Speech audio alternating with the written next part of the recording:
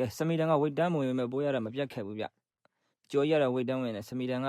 သူကဒီဝိတ်တန်းမှာသူထိုးမဲ့လို့ပြောပြီးတော့သူကဝိတ်တောင်မှဝင်အောင်မချနိုင်ဘူးဆိုတော့ဘာထားလဲတော့မသိဘူး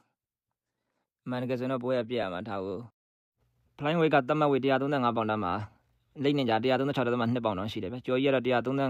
134.8ပေါင်နဲ့ဝိတ်တန်းဝင်တယ်ဒါမှလည်းပိုးရမပြတ်ဘူးလိမ့်နေကြကြော်ယူကိုထိုးကြီး30ရာခိုင်နှုန်းခွဲပေးမယ်ထင်တယ်လိမ့်နေကြလို့ဘက်ကဝိတ်အသားရအောင်တမင်တက်ဒါဝိတ်စီးပြီးထိုးကျင်တာနေမှာပေါ့ကြည့်ရတာကြော်ကြီးရဲ့လက်သီးတွေကိုကြောက်လို့ထင်တယ်အရင်တစ်ခါကြော်ကြီးကဂျပန်ကောင်တီးထည့်လိုက်တာ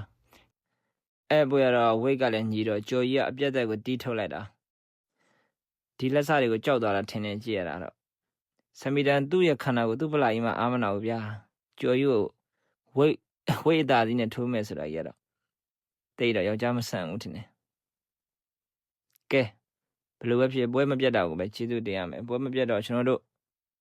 ပြည့်သက်တွေကြည့်ရတာပေါ့ဒါပေမဲ့လည်းကြော်ကြီးကလည်းကြော်ကြီးပါပဲဗျကြော်ကြီးရဲ့လက်စကိုလည်းကျုံကြည့်ပါတယ်ဝိတ်ပူလဲကြော်ကြီးကတော့ဒီမှာပဲ